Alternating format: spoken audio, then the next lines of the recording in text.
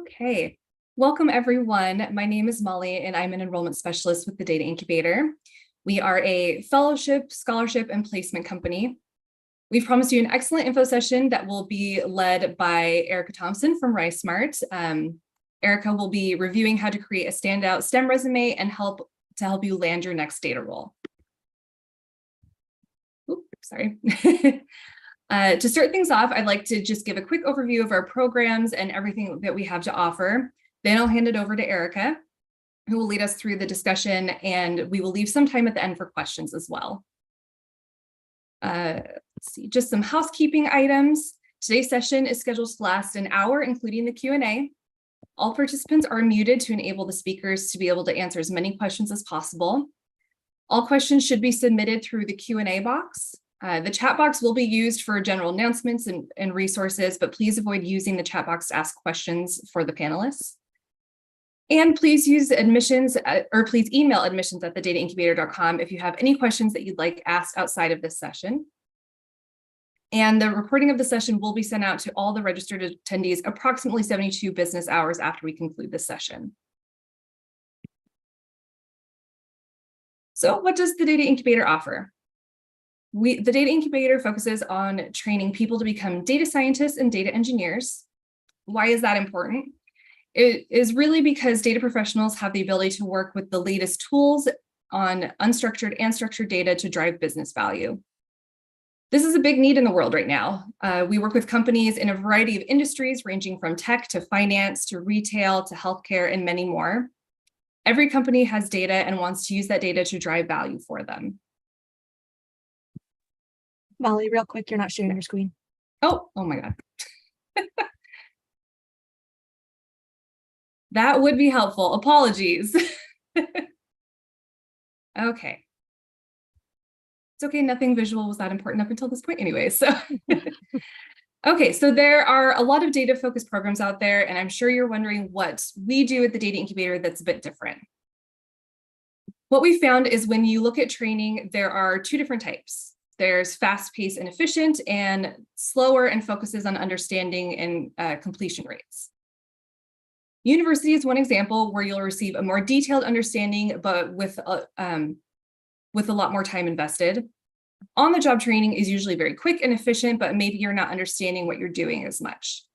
We've taken all these aspects and combined them together to find a great middle ground for training. Our program is fast-paced, so you walk out of the program knowing a lot about data science or data engineering.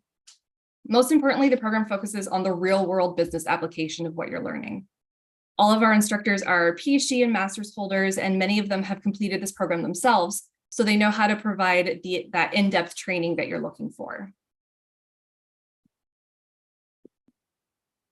Come on. There we go. For our fall cohort, we will be offering 3 data-focused programs. We'll be offering our successful full-time data science program, as well as the more flexible version of that, which is our part-time data science program, and our full-time data engineering program. Want to take some time to review the similarities of these 3 programs. All of our programs are intense. They are built around hands-on data-focused curriculums. We offer both full-time and part-time programs, and both are packed with a lot of information and tools. Another thing is that they're thorough.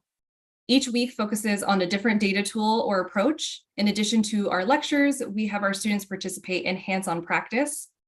We really believe in fostering an interactive learning environment, so each program students will work on mini projects and focus on the data tools that you are studying. Additionally, our programs are very collaborative. We want students not only work with their colleagues and instructors, but also have the opportunity to network and connect with hiring partners. All of our programs are career-focused. We have career coaches that help you succeed in your data-focused careers. We will not only help you learn to present your better self and by attending our career search workshops, having issues speaking today. But you will also have the opportunity to work with Risesmart, a top resume writing company, to get a polished resume and cover letter.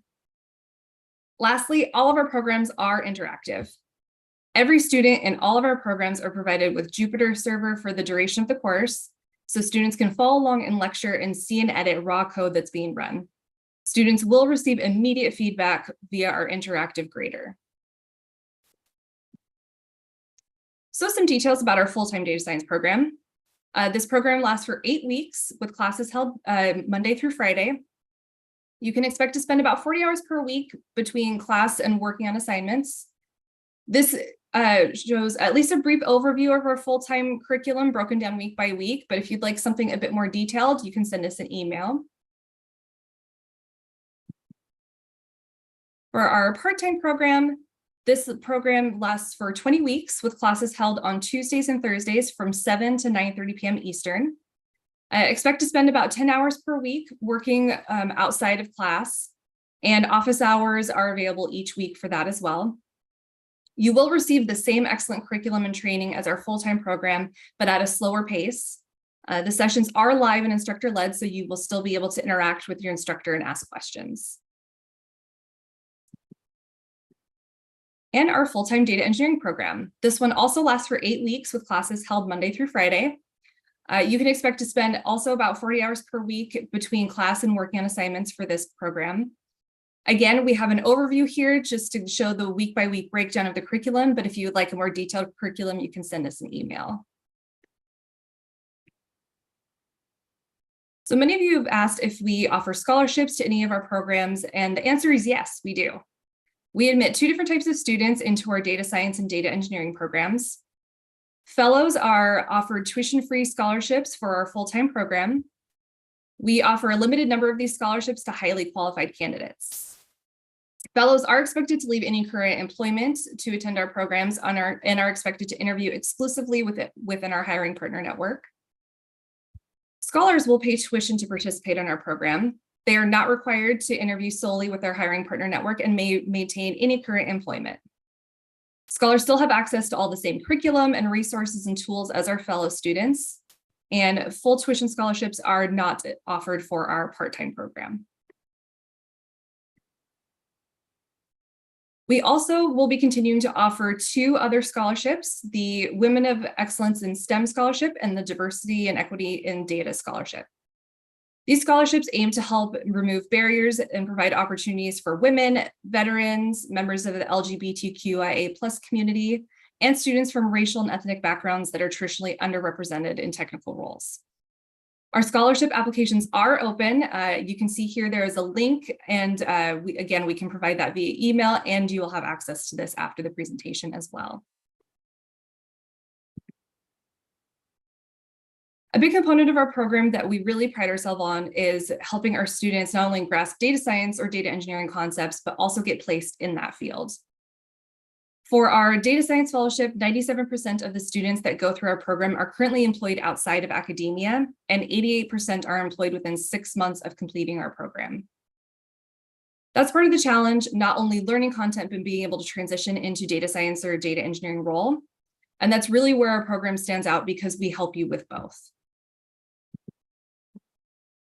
So where are our graduates working and what are they doing? Our graduates are working in 55 different industries. Some of the most common industries we see are computer software, internet, IT, financial services, and biotech. Some of the job titles that we see are data scientists, data analysts, research scientists, software developer, and product manager. These titles and roles vary depending on the company and industry, but these are some of the roles that we've seen placed in the past. Many, if not most, of our current hiring partners are also looking for data engineers, and we've seen a growth by about 40% in the past year in demand for this role. We've also seen our graduates are earning about 16% more than the industry standard, which is very exciting. And here's just a short list of some of the hiring partners that we currently work with. As I mentioned earlier, some of these companies are also hiring data engineering roles. Some really great opportunities there, and gives you an idea of the different industries and company sizes. Some of these names you probably will recognize. And you've also asked in the past if we offer financial aid options, and the answer to that is also yes. In addition to our scholarships, we have partnered with LEAF to provide an income sharing agreement. You can participate in our program with just the deposit down, and you won't be required to make any payment until you've graduated and are working and earning more than $40,000 annually. We also just recently added 2 additional financing options available through LEAF. They are the tuition installment plan and the contingent payment plan. The tuition installment plan allows you to make fixed payments over 12 months. And the contingent payment plan, it's very similar to the income sharing agreement. You can also participate with just the deposit down, and then you won't be required to make any payment until you've graduated and are working and earning more than $50,000 a year. The big difference is that with this one, after you meet those requirements, you are making fixed monthly payments for 24 months. We also provide loans through a company called Ascent, and Ascent offers 3 different options. You can do deferred repayment, which means no payments during the program and for 3 months after. Interest-only repayment, which is small interest-only payments during the program and for 3 months after, then provide full payments. And immediate repayments, which means that you begin full payments 1 month after the program begins, and there's either a 36-month or 60-month term available for that. Lastly, for many of our part-time programs, many companies are willing to sponsor or pay for their employees to go through the program. It's a win-win because you get to learn great stuff in the evening and then be able to apply what you learned to your job during the day. If this is something that you think your company would be interested in or you would like to present to them, we do have a letter that we can provide you that can help lay out the program and the benefits of attending. Okay, so where are we at in our application process right now? We run multiple cohorts a year, and our next one that we have available is going to be our fall 2023 cohort. The application for that is open now. We are currently working in our early admission cycle, so some of the important dates to remember are that the early admissions deadline is June 30th for the application, and then for the challenge, the deadline is going to be July 3rd. The fall cohort, full-time fall cohort will take place between September 25th to November 17th, and the part-time fall cohort is September 25th to February 24th. The full-time cohorts are 8 weeks long, and the part-time cohorts are 20 weeks long. Some specifics about the application: we ask that you submit your application by June 30th for our early admissions deadline. If you are applying for full tuition scholarship spot or you want to be considered as a fellow, you will need to submit a coding challenge. You'll then have 72 hours to complete the coding challenge from the time you open it, but keep in mind that that final deadline for early admissions to submit it is July 3rd. You cannot complete the challenge unless you submit your application. In general, we recommend that you complete the application and challenge sooner rather than later to avoid any technical issues. We are unable to reopen applications or challenges after those deadlines. If you're applying as a scholar, the coding challenge requirement has been waived. You will just need to submit your application, resume, and then attend an admissions interview when the schedule opens up.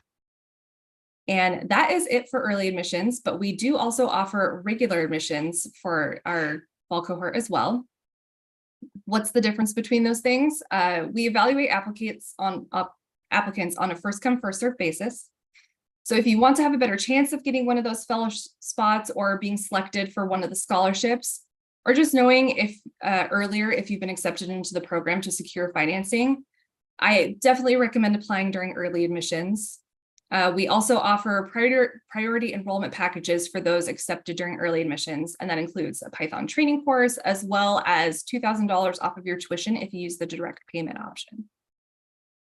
If you're interested in applying to our program, which I really hope you are, you can go to thedataincubator.com/apply to submit your application. And if you have any questions about your specific situation, this presentation, or going through the application process, please feel free to reach out to us at admissions@thedataincubator.com, and we'd be happy to answer your questions. So now I'm going to stop sharing my screen and hand it over to Erica from Risesmart. Thank you so much, Molly. That was great information. I'll start sharing my screen now and begin my portion of the presentation.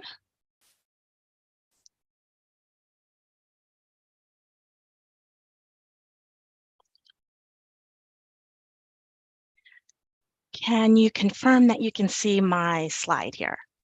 Okay. Yes. Okay, thank you. And okay, so I'm so glad to join the data incubator and present to you the key components on building a standout resume for STEM academics and people in this field.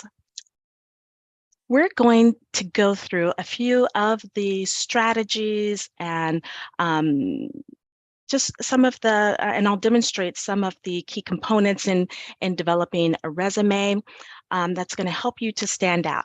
I always say that the resume, the job search market in general, and even in particular for STEM, the STEM field, it's a hostile environment. It's so because when you are submitting yourself for a job, the employer, their first goal is to eliminate people who aren't exactly qualified for the role that they are pursuing. And so that's why I call it, it's kind of a hostile environment. We're going to show you how to overcome some of those aspects that will kind of shine the light on you as a candidate to be eliminated. So we want to help you to put your best foot forward in this whole process. Now, in doing so, you're going to need to make kind of a paradigm shift in your mind. You want to, of course, focus on highlighting all of the aspects of your professional career that will make you an attractive candidate, but you need to do so in a manner that the employer wants to see. So that's the shift you kind of need to make in your mind, not just what you as a candidate want to present, but what do they want to see from you as a candidate? We're going to go through some examples. We'll look at some job descriptions and how to really analyze that to be able to answer that question for yourself. Let's get started. So now, what's the formula for an impactful resume or CV? I know you STEM folks love your formulas, so we're going to kind of use that strategy, use that area to look at the formatting, the content, and the strategy as the components of a formula to make a resume that really stands out in the market. So a few quick tips and challenges that we're going to discuss. Number one, you want to know the task associated with the role, but you're going to avoid the resume being too task related, too responsibility focused. So you will review the target role that you are pursuing. You can look at a lot of different job descriptions and identify what are they looking for in a candidate. But in developing your own resume, you don't want to just focus on the tasks that you have completed in your own role or in your academic career. You will want to go further than that. You'll want to look at the specific quantifiable accomplishments that you have achieved. What are the outcomes? What are the results, the innovation? What was your specific contribution? Now, let me give you a real world kind of example of something that is too focused on tasks. In your resume, we're looking for the snapshot, the highlight of your career success. Now, if you were to just tell a story about your day, and let's say your day consisted of just doing your grocery shopping.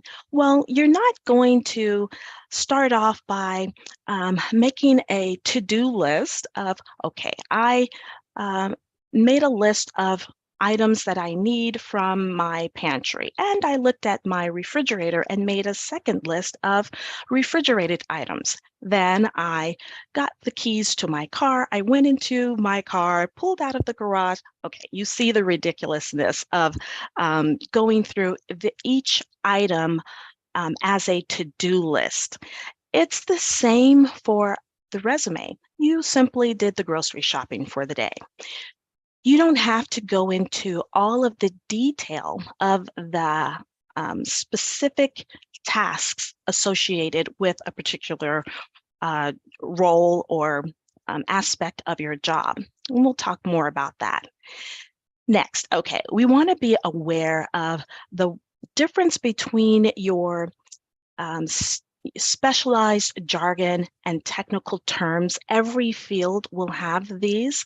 And of course, it's crucial to demonstrate your industry knowledge, but it's equally important to ensure that your resume remains understandable for laypersons.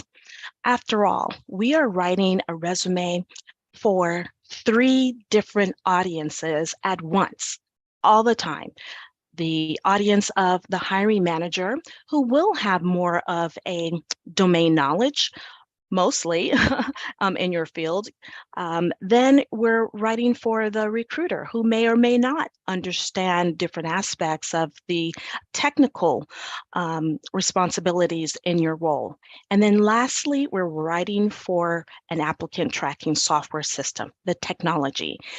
This is something that you have to always have in your mind, that you are at once in one document writing for 3 different audiences. Okay, now, next, we want to be thinking about how you show how you have impacted the business. Now, even if your career has been in academia, guess what? The educational institution that you have been with is still a business, okay? And so they have tasks, they have goals, and as students and researchers, you're often either the customer or the product, okay? Now, next, we want to make sure that you are highlighting your skill sets beyond just the technology. In the STEM fields, we have a tendency to focus on those technical terms, but there are skill sets that are very much in demand that you want to demonstrate that you have acquired, or in terms of your professional overview. Okay, so an example of that might be, a lot of people want to say that they have interpersonal skills or communication skills. That's something that it's a soft skill, and it's not actually anything that we want to just include as a keyword or even in a description for your resume. Why? Every company is looking for people, of course, with a work ethic. They're looking for people who can communicate, and all of the soft skills that go along with being a professional. But and you'll see those skills in many, many job descriptions. Rather than just saying, I have communication skills, you'll want to demonstrate them. Rather than saying, I have problem-solving skills, which is analytical and problem-solving skills are something that every professional needs to demonstrate. To do so, you will demonstrate this through challenges that you have overcome and showing the skills, rather than just telling someone, I have these skills, because they won't believe you. Okay, now, lastly, and we're going to talk about this too, we want you to get creative with the format.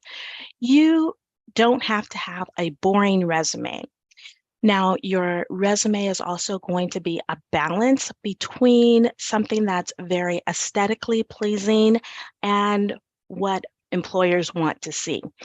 Employers still don't want to see purple paper and pink font. It needs to follow resume best practices and look professional, but you can certainly have a format that doesn't look too technical. Okay, so let's get started. Let's talk about the resume building strategy. I think that if you spend time developing your strategy, understanding what you want to say, how you want to say it, and understanding your audience, if you spend the time here, everything else will flow very quickly and it won't be as challenging. So let's talk about resume strategy. You want to do some research, of course. You want to make sure that you're going to be able to stand out in a very competitive job market. You want to market yourself to the ideal role. And not just a one-size-fits-all type resume. And then lastly, in your resume strategy, you're going to use the power of networking to be able to place yourself exactly where you want to be. Let's dive a little bit deeper into the resume strategy. So some of the fundamentals that you want to keep in mind will be to make sure that your resume is ATS friendly. This simply means that there are items within your resume that you can and cannot have. It's not at least in the US market, for example, and that's one of the critical things you need to understand, whatever market you're in, it's not a good idea to include a photograph embedded in your resume. You need to understand the rules of an applicant tracking software system and make sure that your resume can be parsed by the system. And that simply means that you don't include embedded items in your resume that can disturb the ATS. The ATS will simply delete content. And so that's one of the reasons why you want to make sure you're not presenting a blank resume by making sure your resume is ATS friendly and that it can be quickly skimmed. You have a lot to say, of course, about yourself, but again, your resume needs to be a snapshot of the best of your skill sets, your accomplishments, and your abilities, okay? So it needs to be able to be quickly skimmed. This means you will avoid lengthy paragraphs. You will avoid font that's too small and just content that's too densely packed. You can include a well-rounded summary and a preview of your accomplishments.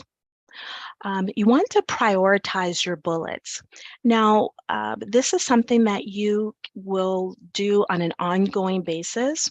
You might look at a job description and discover that one of the skill sets that you have is a priority for them. Well, it's a great idea to, if that bullet is number 4 in your list, bump it up to at least number 2 so that it can be more quickly skimmed and seen for whoever is reviewing the resume. Your resume is a conversation starter. I want you to understand, again, it's this idea about your resume having bullets and position descriptions that are an overview. You don't have to go into all of the detail to do your grocery shopping. You just need to tell someone you did the grocery shopping. Okay, and you saved $40, maybe.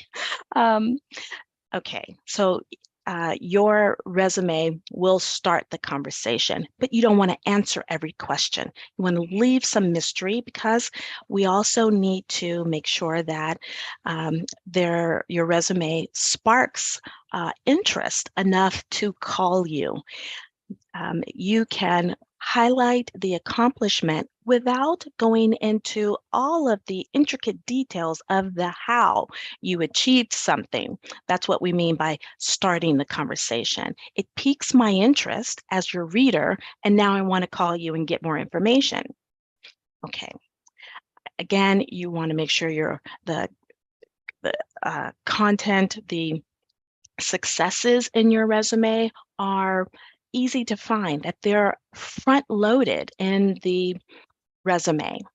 We'll go through some of this, and then you also want to make sure that your job duties and accomplishments are visually distinguishable, and that's really through your language. Okay, now content. Let's talk about the content, and then we'll move into some of the structure of your resume. So we want to look at the content and think about it as having a balanced meal. You don't want to have too much of any one area. So we'll start with an appetizer, and that generally includes in a resume that you would be using for just the general industry. That would include a title, a compelling summary, of course, the technical skills and keywords that we discussed.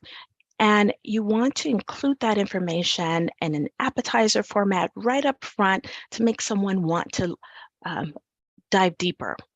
The main course, of course, is the experience section. It's going to highlight all of the leadership, the successes, and your overall job duties. Then, so some of the key things to remember here: your writing needs to be concise. It needs to be relevant and clear.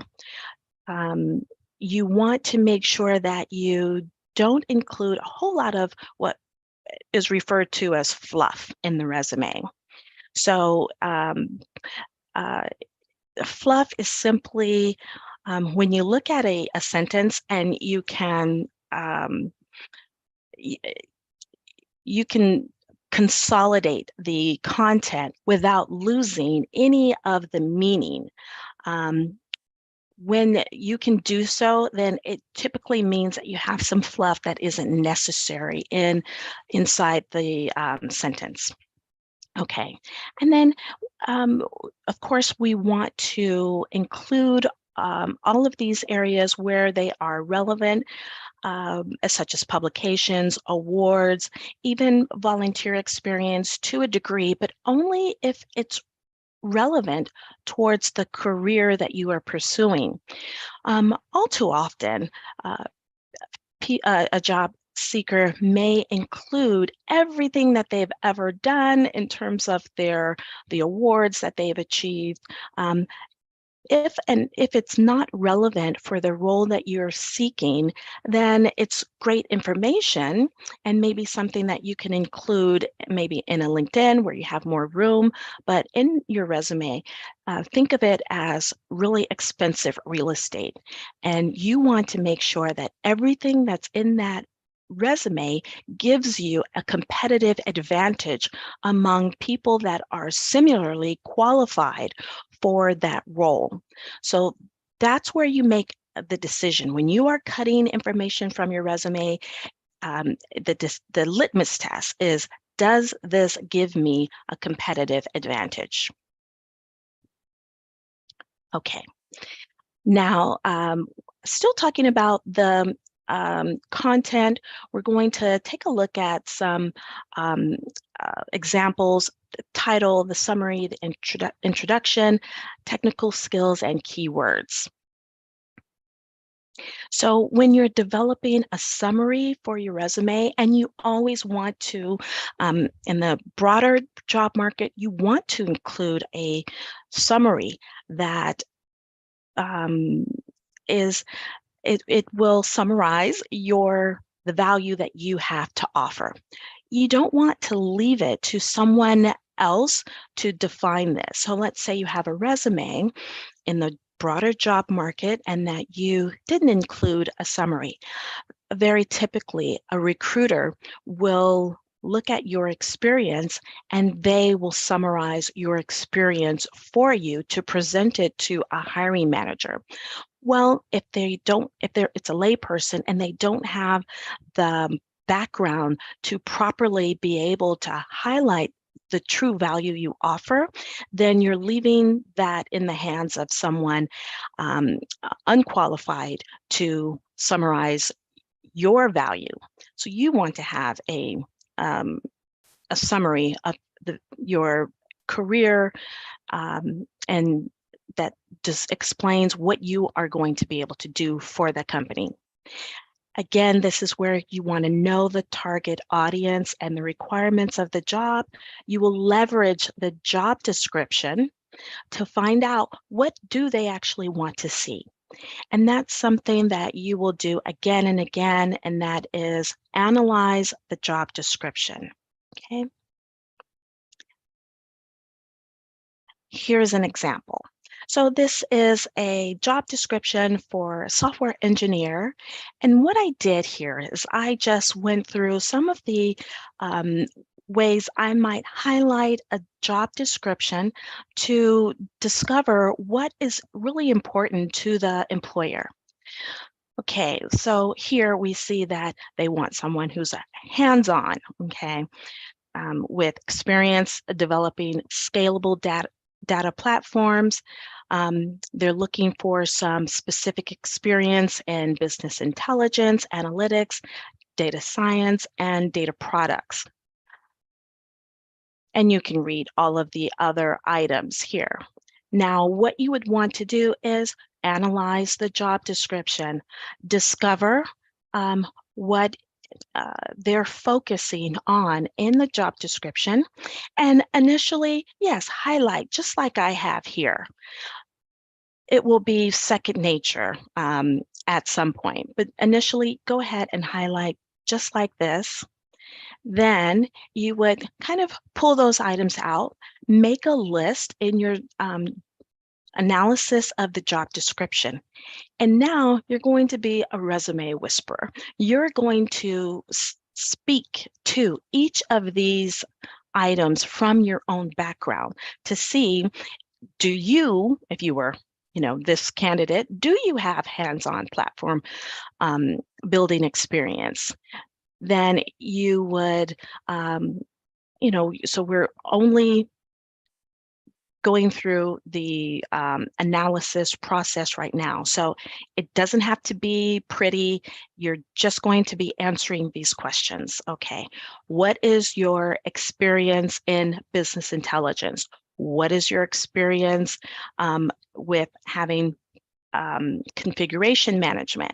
You'll look at all of those high-level points that you can tell that the employer will be looking for, and then you'll answer the question from your own background. You want to look at your experience and the accomplishments that satisfy these areas, okay? And then once you do that, then you want to create a short summary that positions you.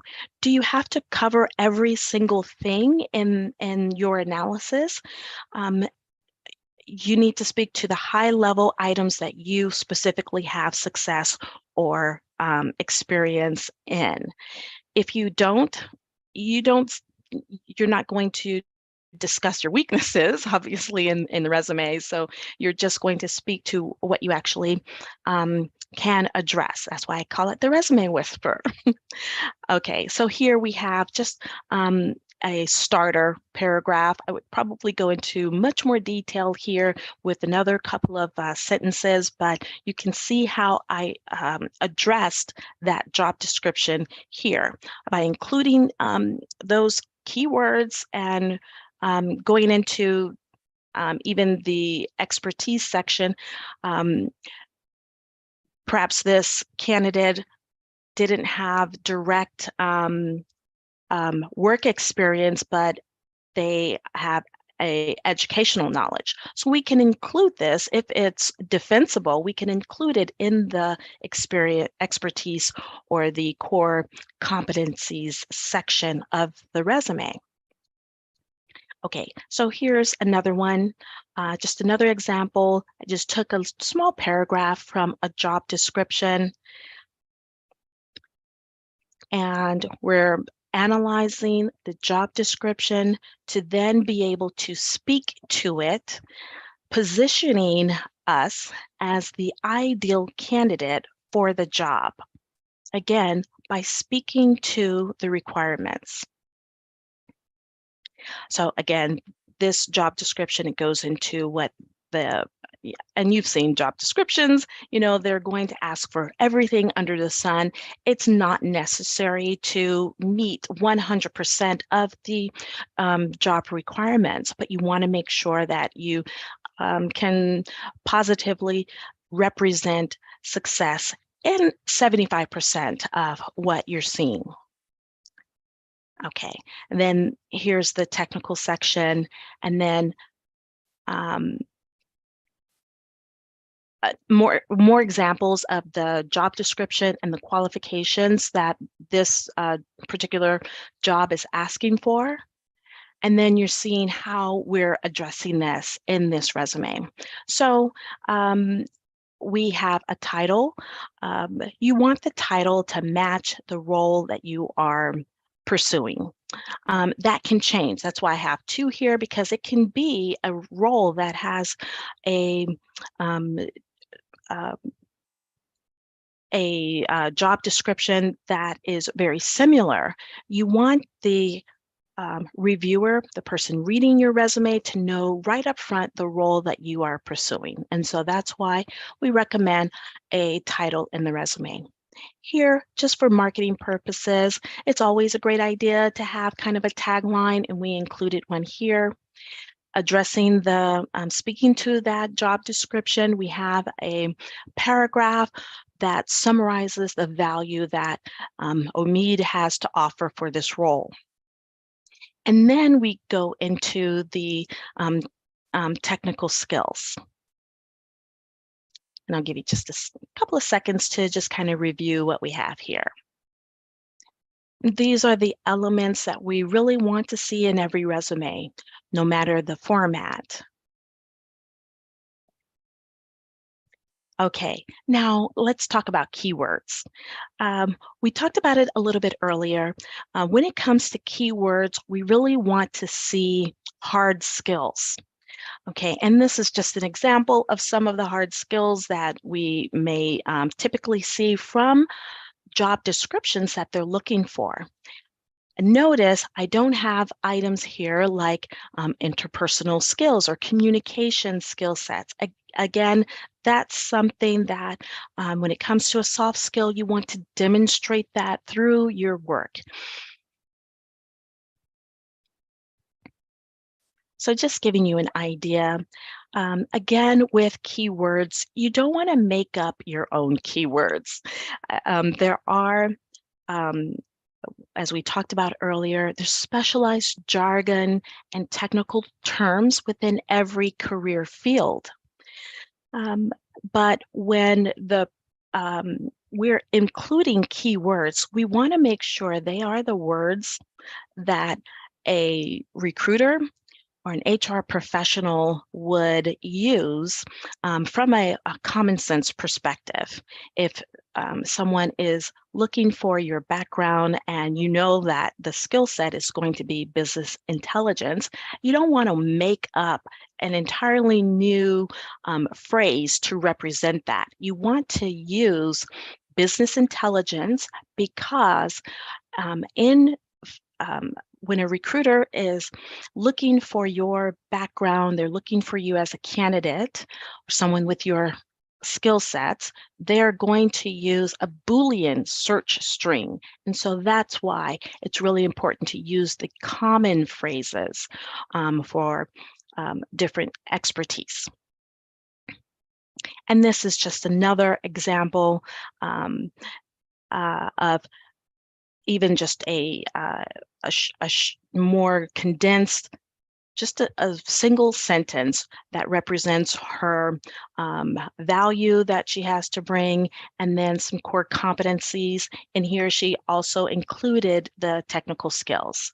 So there are options when it comes to the styling, and you can still have a very compelling resume that is condensed. Okay, professional experience. Again, this is really the core of the resume. It's your experience. You want to go beyond just your day-to-day responsibilities. You want to make sure that you are including the highlights, but the quantifiable accomplishments. Okay, this is where you're going to show off.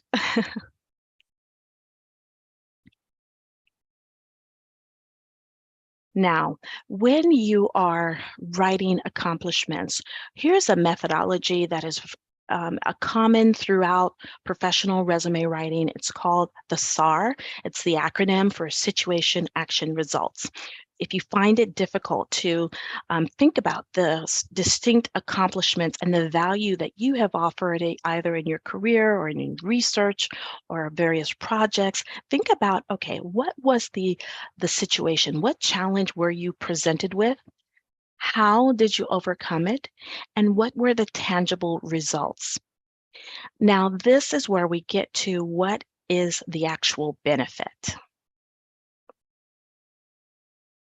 Okay, and so here I'm just giving you some examples of a candidate that has provided a situation, the action that she implemented, and then what were the results. I'm going to go through these quickly because I know we're getting close to time. Here's another one for a technical project manager. And you can see very pleased with the results here as they have included some quantifiable accomplishments that we can then turn into very powerful bullets. Same, an IT manager, looking at the challenges that they're faced with. What did you do? How did you overcome? And then what was the business result? Sometimes, as for a result, you can look at not just what was achieved, but what was avoided. That can be just as important. Here's another one. Okay. Now, and then here's an example of just how we integrated those accomplishments or how we might integrate those accomplishments into the body of the professional development, or excuse me, the professional experience in each of the roles. Okay, lastly, formatting. Now, again, your resume style can have some qualities that are aesthetically pleasing. Use color, use shading. There are things that you can use to help your resume to stand out while looking very professional and highlighting the value that you have. This resume is for someone, this particular sample, someone at a higher level, a senior director for IT. We can have even more artistic license with this resume. Here's another, oops, advance.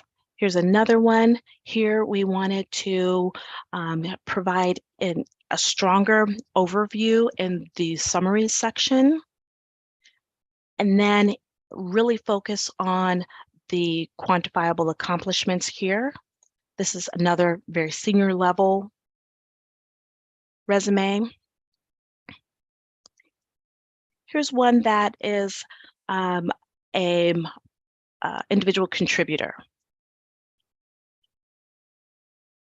Okay, now we want to just talk to you a little bit about the professional resume process when you work with Risesmart through the Data Incubator's resume service.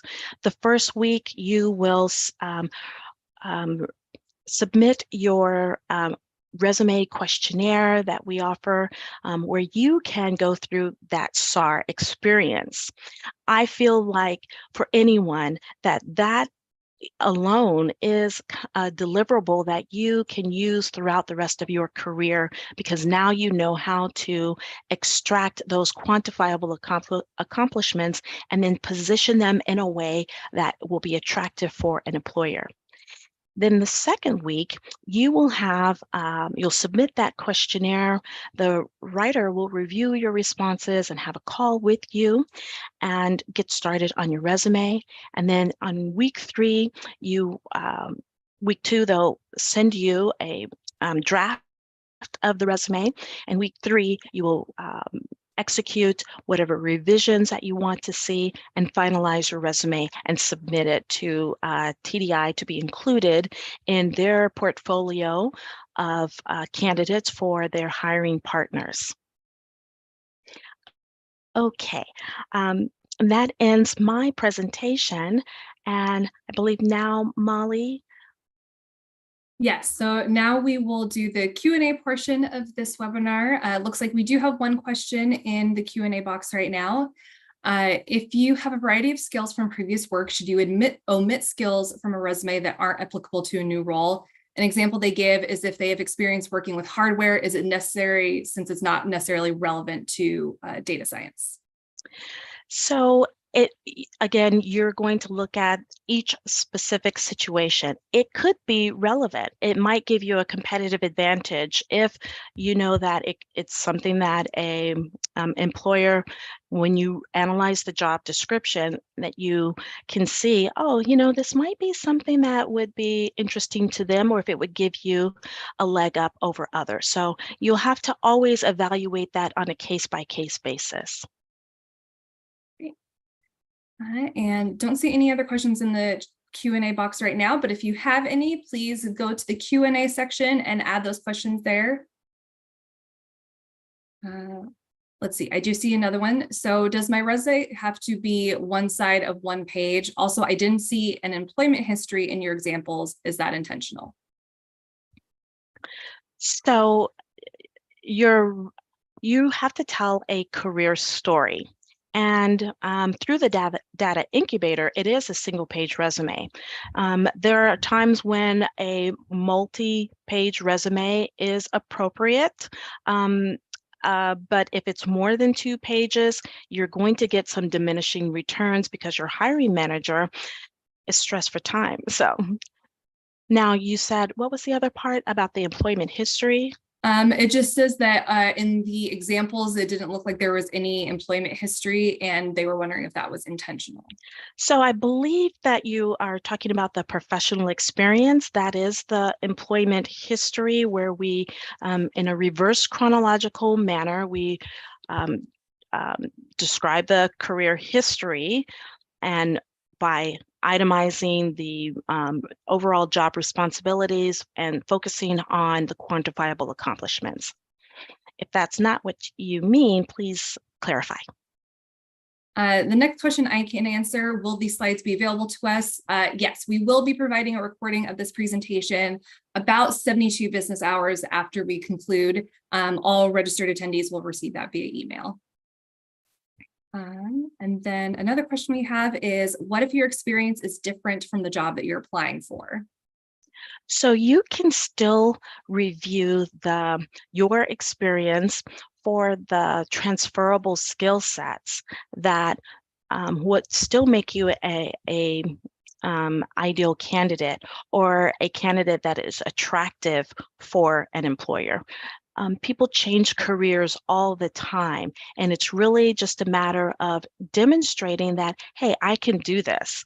And here's why. I have skills that while they aren't directly applicable to, or an example of this, here's something that I've done that is so close that I know I can do this. That's what you're basically saying in the resume. And so it's still that positioning that you'll be doing. And another question we have is, what should we do if there's a gap in their employment history? So you want to, there was a time where people went through all types of shenanigans to hide a gap. Don't hide it. You can address it. Let's say that you took 2 years off for academics, for taking care of your family, or merely taking a sabbatical. Now, you still want to keep it professional. Don't say that you took 2 years off to game or something like that. Use language that will still, like I said, be more professional. Use the sabbatical if you have to. And then another question we have is, do you need to put years in professional job history? Yes, we want you to put years in your professional job history through the most recent 10 to 15 years. Beyond that, you can summarize, you can abbreviate that experience without including the years.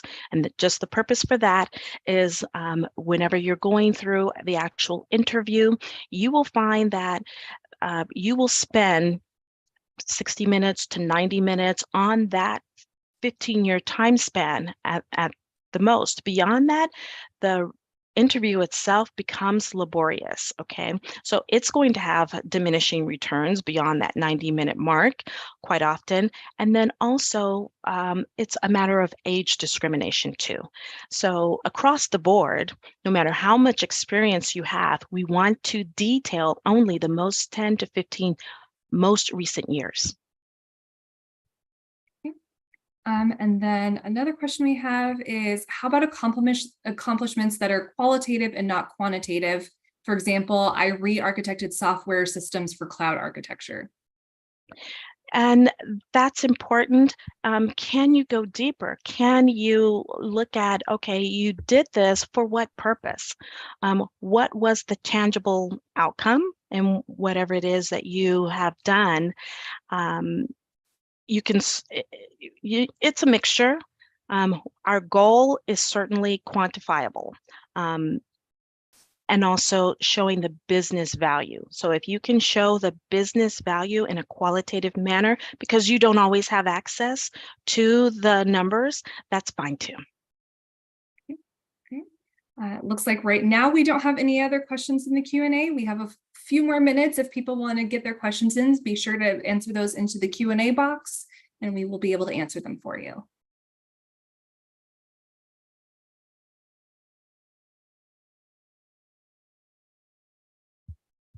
We do have one question in the chat that I'd like to read out loud. It's how can we address the gap for taking care of family or a baby professionally?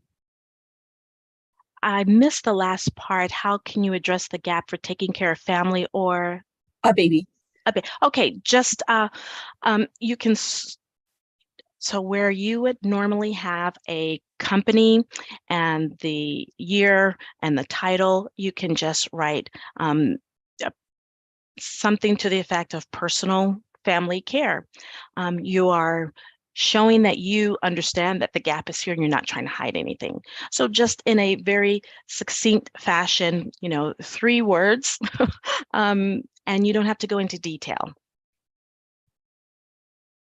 No matter what that gap is. It could be traveling. Okay. And we just have a couple more minutes, so get any of those last minute questions into the Q&A box.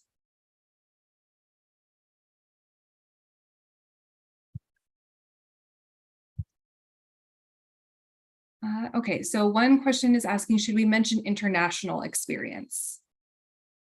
Absolutely. Now, your international experience is going to be a competitive advantage for you.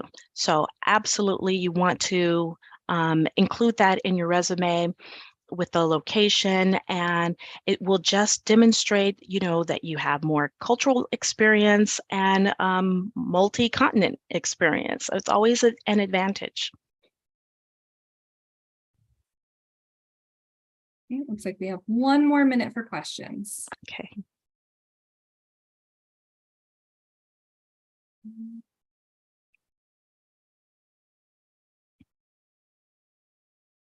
Looks like we have another question about a gap. A reminder, we did go over this question. If you have a gap for traveling or taking care of family, it suffices to include it on there, but you can just say family care, something like that. Mm-hmm. But yes, so we have gone over that one. So any other questions? I have one more that ended up in the chat. Okay. If you do transition from one career to another, for example, tech support to data engineer, how do we put it to the advantage, or should we not talk about that experiences that may not be relevant? So it's still going to be, no matter the previous industry, you need to analyze your skill sets, analyze the skill sets of where you want to go, that target, and look at the gap in between. So if you're enrolling in the data incubator program, you're addressing the gap, right? Now, looking at your skill sets, it's, again, what's transferable. And it really is an analysis process. That's why it's really great to work with a resume writer, because we really want to dive deep into see, okay, you're looking at both your experience and the target. There will most likely be some overlap in a transferable skill that can make you an attractive candidate. Great. Well, thank you so much, Erica. It looks like that is all the time we have for today. If anyone has any additional questions that were not answered, feel free to send us an email to admissions@thedataincubator.com. And we hope that you all enjoy this webinar, and it was lovely to have you all here. And thank you again, Erica. Thank you. Take care, everyone.